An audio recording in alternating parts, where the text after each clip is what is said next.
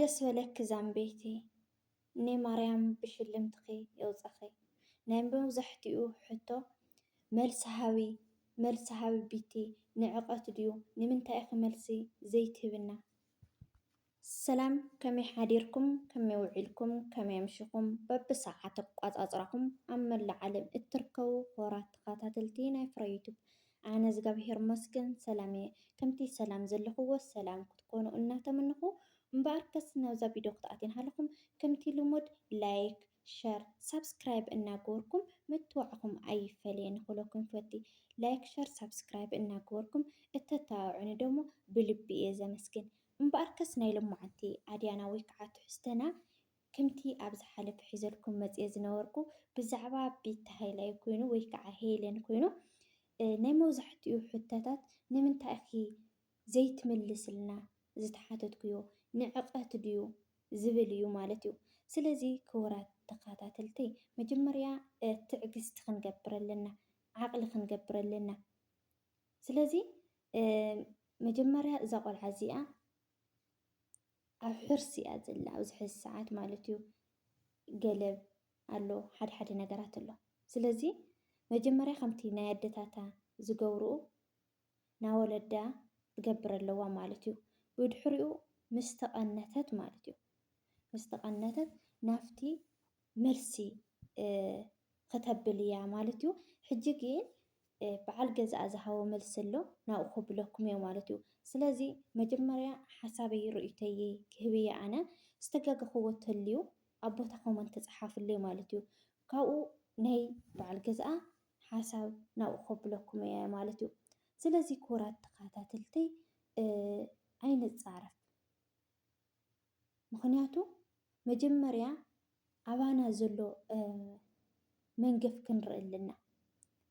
ስለዚ ኣይትፍረድ ከይፍረደኩም እዩ እና ክቡራት ተኸታተልተይ ዝበዝሕ ሓጥያት ኣባና ኣሎ። ንሳ እኳ ተጋግያ ስለ ዝኾነት ባዕላ እያ ትፈልጦ ከመይ እዩ ታእዩ ደሞ ብዝበለፀ ርእይቶ ናብ ህዝባ ክተብል እያ ማለት እዩ። ሕጂ ኣብቲ ዘላቶ ሰዓት ከም ደቂ ኣንስትዮ ንመጠን ትፈልጣ ኢኽን ግን ኣብቲ ትፃረፋ ትሕት ክተብላ ንዓኣ ትውዕላ ግን ደቂ ኣንስትዮ ኢኽን ማለት እዩ። ስለዚ ከም ጓል ኣንስተይቲ መጠን ንሳ ኣብዚ ሕጂ ሰዓት ኣበይ ከም ዘላ ክርድአክን ኣለዎ። ተይተቃነትካ ደገ ይውፃእን እዩ። ስለዚ መጀመርያ ክትቅነት ኣለዋ፣ መጀመርያ ከም ናነታታ ክትገብር ኣለዋ። ብድሕሪኡ ደሞ ናፍቲ ሓሳባ ወይ ከዓ ናፍቲ ርእይቶኣ ከተብል እያ ማለት እዩ።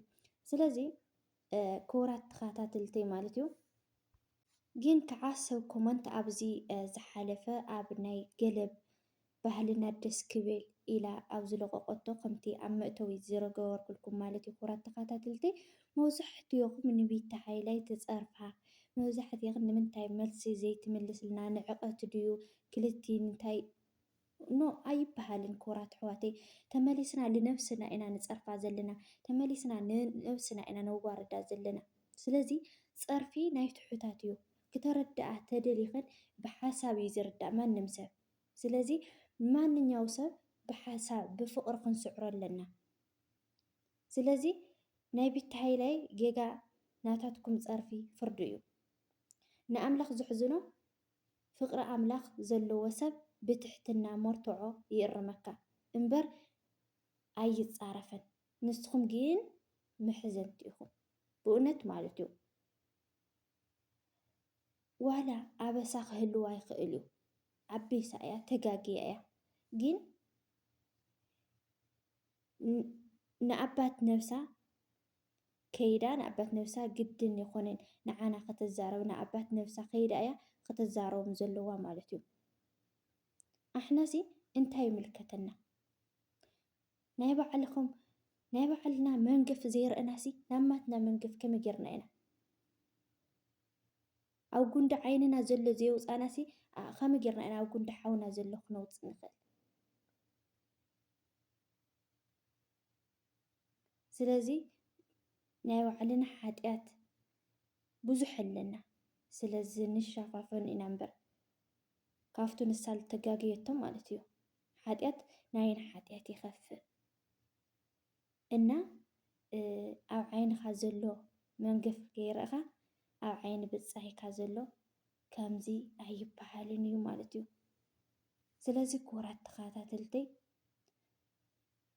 ኣይንፍረድ ከይፍረደኩም እዩ ዝበሃል እና ኣይንፍረድ ተቓዳዲምና እስካብ ንሳ ካፍቲ ዘላቶ ተረጋጊዓ ወፅያ ዳፍቲ ርእቶ ሓሳብ ከመይ እዩ ነይሩ እንታይ እዩ ነይሩ ንዝብል እስካብ ትህበና ቀስ ኢልና ክንረጋጋዕ ዓቕሊ ክንገብር ኣለና ማለት እዩ። ካብኡ ክቡራት ተኸታተልተይ ማለት እዩ ደጊመ ኣብ ማንኛውም ነገር ደቂ ኣንስትዮ ኢና ኣብ ኮመንት ምብሕጫር ልዋታት ኣብ ዝኾነ ይኹን ልዋታት ደቂ ኣንስትዮ ኢና ግን ደሞ ክነስተውዕል ኣለና ፅባሕ ንግሆ ናባና እዩ እና ኣብዚ ሕጂ ሰዓት እዚ ትፈልጣ ይኹን ኣብ ሕርሲ ሰዓት ተኮይንካ ተቐዳዲምካ ንደገ ይውፅአን ባህሊ ወለድናሲ ክቡር እዩ እና ክቡራት ተኸታተልተይ ኣይትፃረፉ ይኽብለኩም ዝኽእል ማለት እዩ። ካብኡ ናብቲ መልሲ ኣብ መጨረሻ ከቕምጠልኩም እየ። ንስኹም ደሞ ሓሳብኩም ወይ ከዓ ርእይቶኩም ኣነ ዝተጋግኽዎ ተልዩ ክትህቡኒ ኢኹም ከምኡ ድሞ ላይክ ሸር ሳብስክራይብ እናገበርኩም ምትባዕኹም ኣይፈለየን ክብለኩም ይፈቲ እና ካብ ዝገረመንስ ክዚ ነውራ ጥንስቲ ኮይንኪ ኣክሊል ጌርኪ ተመርዒኽዚ ኣምላኽ ይድፋእኺ ኣይበሃልን። ስለዚ ካብ ከምዚ ዓይነት ኮመንት ይምሓረና ማለት እዩ። ክቡራት ኣሕዋተይ ሕማቕ ስራሕ ሕማቕ ምፅሓፍ ፅቡቕ ኣይኮነን ማለት እዩ እና ኣሰይ እቲ ባህልና እኳ ክንደይ ይጥዕም ብጣዕሚ ደስ ዝብል ኢላ ኣብ ዝለቐቐቶ ናይ ገለባ ማለት እዩ ብዙሕ ርእይቶታት ሂብኩም ኢኹም ብዙሕ ርእይቶታት ደሞ ፅሒፍኩም ኢኹም ማለት እዩ እና ክቡራት ኣሕዋተይ ተቐዳዲምና ኣይንፍረድ ከይፍረደና መጀመርያ ኣብ ነብስና ኣቲና ከመይ ኢና ኣንሕና እንታይ ኢና ኢልና ንነብስና ንውቀሳ እሞ ካብኡ ብድሕሪኡ ናይ ሰብ ጌጋ ክትእርም ተኮይንካ ሰብ ተተጋግዩ ደሞ ብፍቕሪ ኢኻ ክትስዕሮ ትኽእል። ስለዚ ብፀርፊ ተይኮና ቀስ ኢልና ቢቲ ከምዚ ጌርኪ ስለዚ ከምዚ ዓይነት ዘይባህልና ስለዝኾነ ንዓኺ ዘይግባእ ስለዝኾነ ንምንታይ ኢኺ ከምዚ ጌርኪ ንምንታይ ኢኺ ብተኽሊል ተመሪዒኺ ኢልና ኢና ክነርዳእ ንኽእል ማለት እዩ። ስለዚ ክቡራት ተኸታተልተይ እስኪ ናፍቲ ውዕሎ ናይ ገለብ ባህልና ከብለኩም እየ ሰናይ ፀንሒት ይኹነልኩም።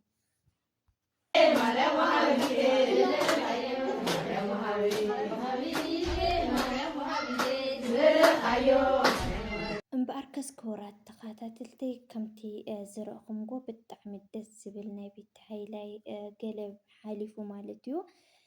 ወሃቢቴ ማርያም ወሃቢቴ ዝደለኻዮ ማርያም ወሃቢቴ እናበላ እናደረፋ እየን ኣደታትና ማለት እዩ።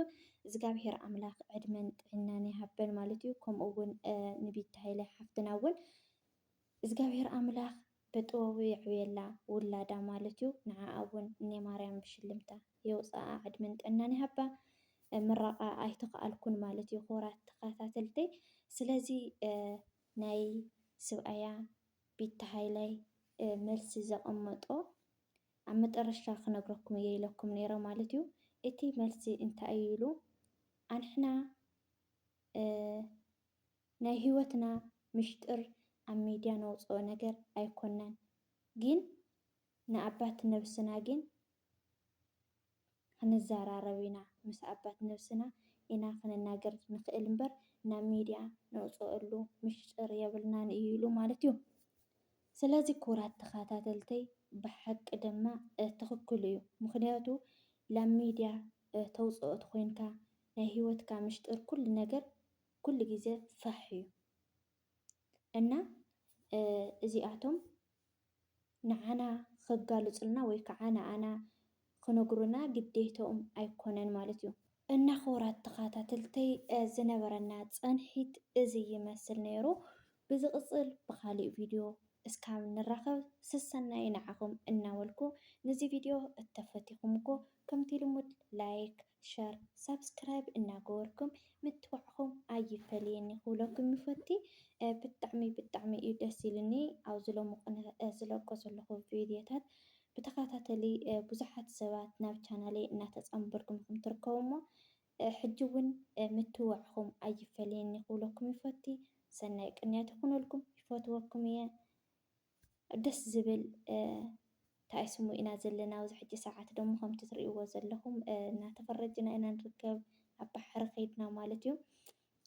ዓድኻ ጥዑም፣ ኣብ ዓድኻ ለምለም ኣሎ፣ ኣብ ዓድኻ ባሕሪ ኣሎ፣ ኣብ ዓድኻ ኩሉ ነገር ኣሎ። ኣብ ዓዲ ስደት ኮይንካ ግን ኩሉ ነገር እዩ ዝሕድሰካ ማለት እዩ። ስለዚ ኩሉ ነገር ሓድሽና ከምቲ ትሪእና ኣለኹም ኣብ ባሕሪ ከይድና እናተፈረጅና ኢና ንርከብ ማለት እዩ። ስለዚ ንስኹም እውን ክትፍረጁ ንእሽተይ ውዕለና እውን ላውዝ የቢለልኩም ኣለኹ። ሰናይ ቅንያት ይኹነልኩም። ኣብኡ ናሃለኹ ደሞ ማለት እዩ ኩራት ተኸታተልቲ ኮመንት ርእይቶ ሃቡ። ምክንያቱ ሰብ ካብ ሰብ እዩ ዝእረም። ስለዚ ንስኹም ኢኹም ንዓይ ለመስትያተይ ኮመንት ፀሓፉ ማለት እዩ።